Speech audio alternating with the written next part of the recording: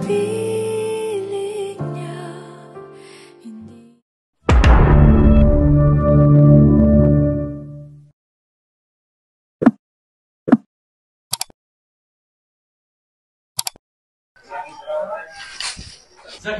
Zach, kailangan natin mag-usap. Medyo wala ko sa ibento. Totoo ba yung sinabi mo kanina? Na hindi mo ako niloko? Anong sa ibang araw na lang? Diyan ngayon na. Kung wala akong iba niyo, bakit mo ko iniwan? Yung totoo. Kasi pag-usapan. Sige na nga, Cho. Ayoko pag-usapan. Hindi, mag-usap tayo. Sabi niya si Ronina that they wanted to stop. Can you just stop? Kasi pati ako ng relasyon na yun, karapatan ko na malaman yung totoo. Anong point? Bakit natin pinag-uusapan to? Anong point? Ang point, sinaktan mo ko. Niloko mo ko at hanggang ngayon niloloko mo ko. 2 taon mo akong pinaniwala na mayroong iba. Binitbit ko yun, Jai. 2 taon, gabi-gabi, iniisip ko kung bakit. Bakit? Bakit ang bilis? Bakit mo pinalitan na parang basura? Ano ba meron yung taong yun na wala ko? Mas gwapo? Mas mayaman?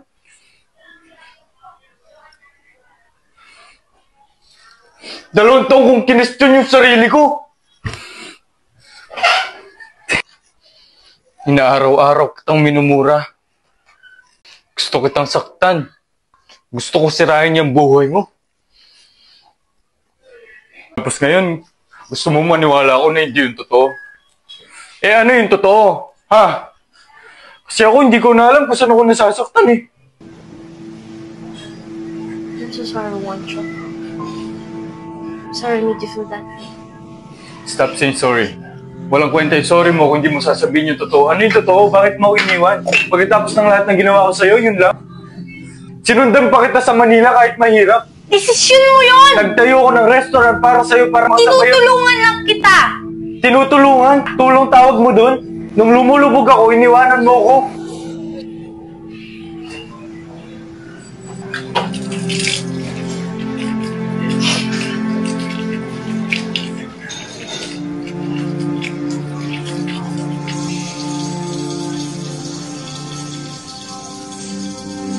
Huwag mo kong iniiyakan.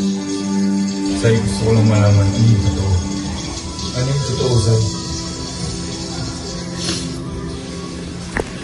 Say, ano bang mahirap sa pagsabi ng totoo? Kausapin mo ko! Harapin mo ko! Ano yung totoo? Ano yung totoo? Napagod ako! Napagod ako sa kakabuhat sa'yo! Nung lumulubog ka, ayoko na malunod ang kasama mo! What you believe me? Sinubukan ko! God knows sinubukan ko tulungan ka hanggang sa kaya ko! But I can only do so much! Umabot sa hindi ko na alam kung paano ka tutulungan! Kasi hindi ko alam kung kailan ka babangon, kung kailan mo tutulungan yung sarili mo! Oo, ginawa mo lahat para sa akin. But I was willing to give up everything for you too, Wancho! Hindi lang ako naging girlfriend mo. Naging nanay mo rin ako. I had to be the adult one in a relationship kasi you were acting like a child. Tiniis ko yun. Tiniis ko yun kasi nangako tayo na bubuo tayo ng buhay na magkasama. Pero ang bigat. Bigat na ako lang yung bubuhay sa atin. Ang bigat na ako lang yung lumalaban. Kaya pati ako bumabagsak na. Nauubos na.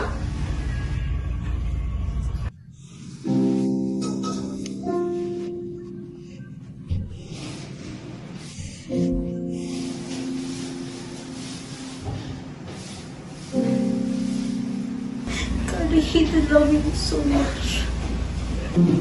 And I needed you to man up. I needed my boyfriend. I needed my partner ba? Pero wala.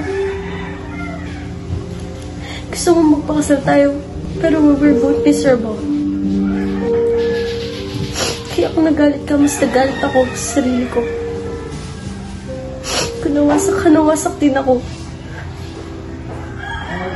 You wanted to punish me. I was punishing myself every day. Kasi bakit ako napagod sa taong mahal ko? Bakit hindi ko kinaya? Someone had to do it. Someone had to end. Kasi alam kong hindi mo gagawin. Kasi tama ka. Dalawa tayo noon. At dalawa din tayong malulun. Kung walang tatapos. Sorry, Wancho. I'm so sorry. I'm sorry na nasaktan kita. At kung masaya ka sa piling